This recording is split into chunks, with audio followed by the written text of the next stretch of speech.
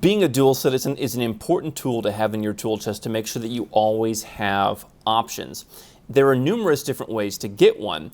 Each has its advantages and its disadvantages. Today I'm going to go through what I believe are the hardest or most frustrating parts of each of the different ways to get a second citizenship.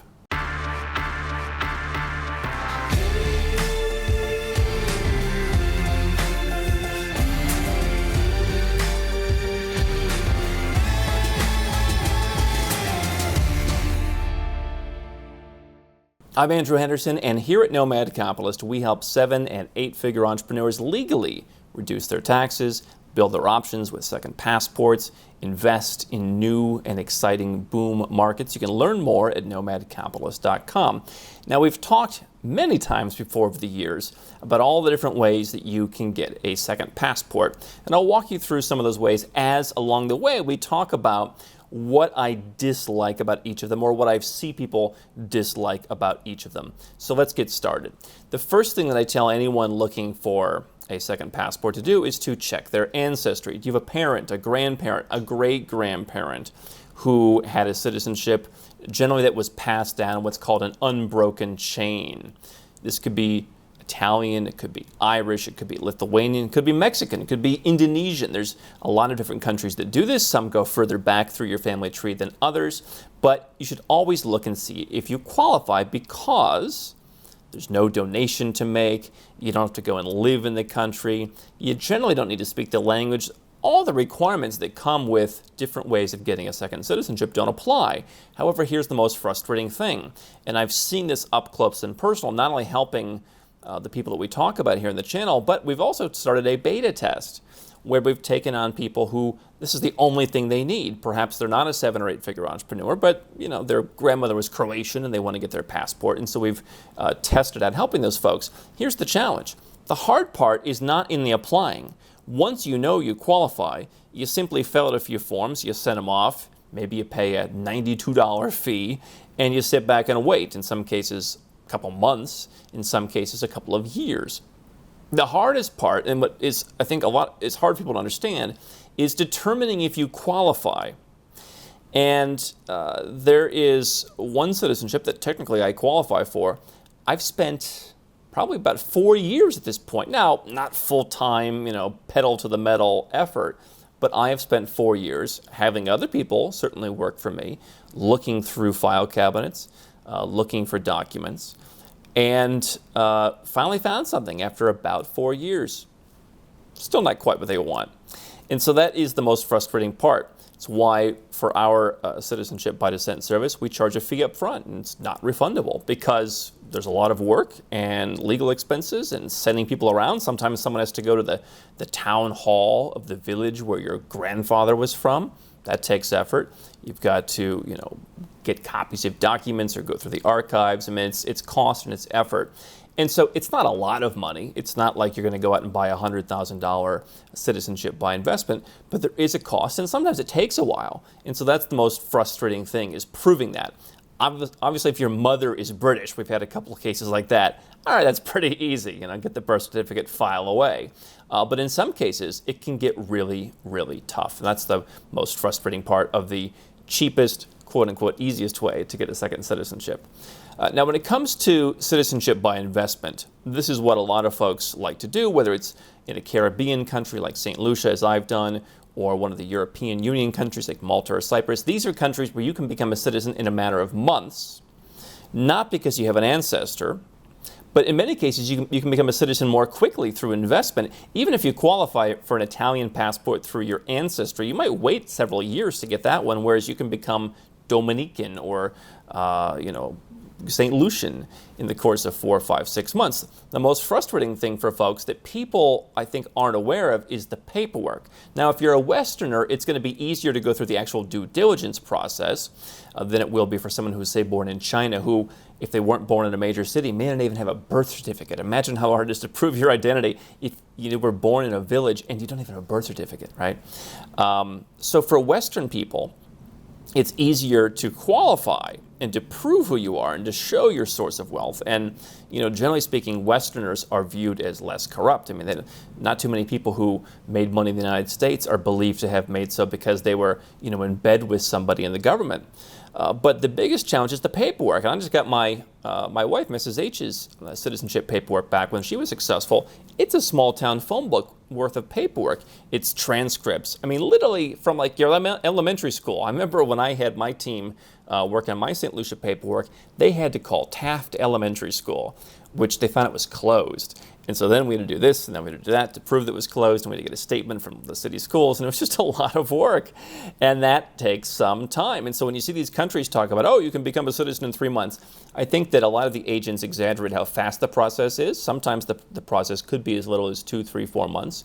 Sometimes it could be a little longer. But you have to add on to that, how long does it take you to collect the paperwork? We aim to collect ours pretty quickly. We've been standardizing procedures here. We've really spent a lot of time this year getting that organized and helping people do that. Most people, I guess, just, hey, here's your stack of paperwork. Let us know when you're done. And they come back 9 months later. You've heard on this channel people who have said, hey, it took me a year and a half to get a St. Kitts passport. Shouldn't take that long. Anyway, the second hardest part of citizenship by investment is actually making the donation.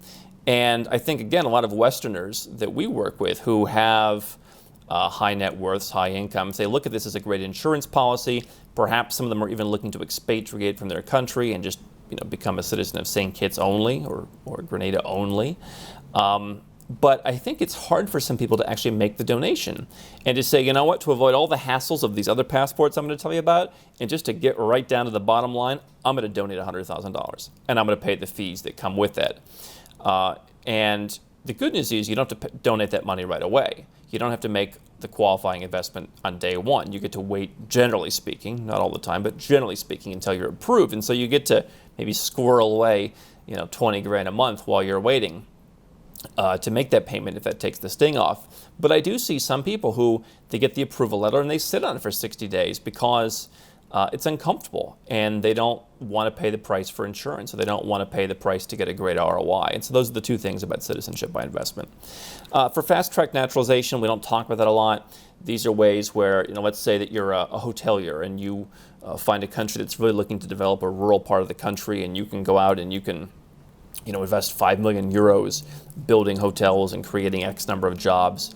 I'm not talking about a streamlined program. I'm talking about where an attorney actually works through legal channels. The most common one that is positioned as citizenship by investment, but it's really not, is Austria. You may have heard Austria has a program. It's not like anyone who invests 10 million euros becomes Austrian.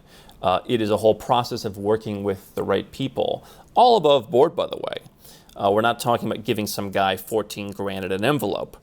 But we're talking about going and presenting a case to people. Obviously, the challenge here is there's a sort of risk as you go through the bureaucratic channels. But if you want a really unique second citizenship, this can be one that's worth pursuing, but you have to be willing to accept some risk, and you have to be willing to accept some slowness. Now, let's talk about the regular naturalization route. This is the way most people think about when they think about, let me become a dual citizen, because let's say you live in the United States.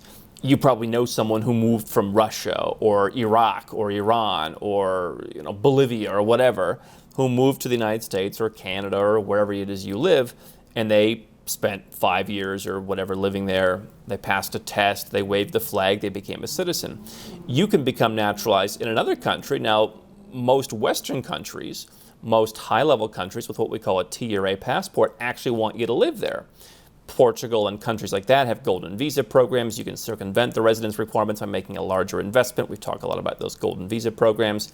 But if you just want to become a Portuguese citizen or a French citizen or a German citizen, you're going to put some time in on the ground. Okay, obviously that's a deterrent to a lot of people, especially business people or high net worth investors who don't want to go and live in Germany, for example, and don't want to have to become taxpayers in Germany to become a citizen. Now, to answer that, we talk about what's called paper residence, where you can become naturalized by being a paper resident, by having a residence permit in the country, but where the country has not established any kind of strict timeline for you to be there. Okay, so unlike the United States or Germany, you merely have to have a residence permit for 3 years, 5 years, 7 years. You probably need to check in once every 6 months, once every year, even every 2 years. Sometimes you can make this easier on yourself by making an investment, as is the case in Colombia.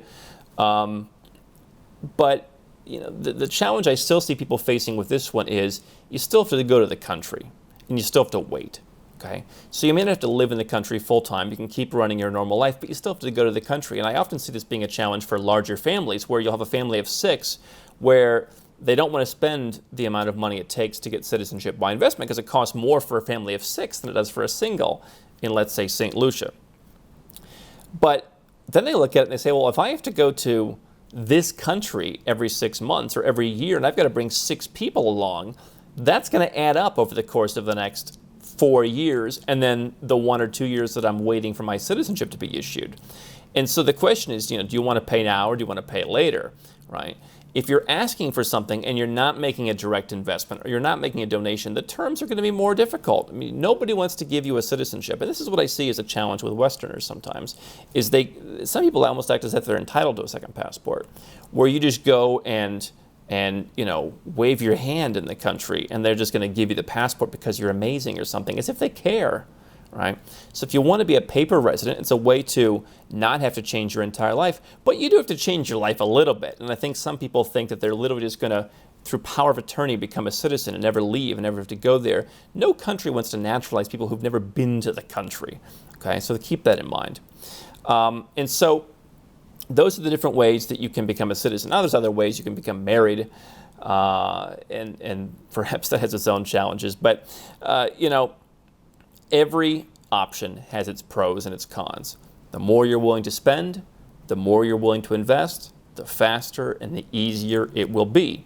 Particularly easier, if you're working with someone who, likes to offer more of a premium approach, where it's not just here's your paperwork, and to where you're getting things done in an efficient way. But do keep that in mind. Every option has its pros and cons. If you have a comment on which option you prefer, leave a comment below. Would love to hear from you. How can Nomad Capitalist help you? 4 ways. Number 1, subscribe to our channel and click the notification bell to make sure you get our new video every day. Number 2, get a copy of Nomad Capitalist, the book. You'll learn a lot of my personal experiences over a dozen years of studying this stuff, as well as exactly some of the strategies that you can use to build your Nomad Capitalist plan. Number 3, if you're not sure where to start, but you want to come and learn from my team and I, you want to come and mingle with like-minded people, learn more about our live conference, Nomad Capitalist Live. It's coming up soon. And number 4, if you want some help right now because you've got a burning issue, you need something solved, you want to lower your taxes, get a second passport, or build the Nomad Capitalist lifestyle of your dreams, go to nomadcapitalist.com and click on Become a Client.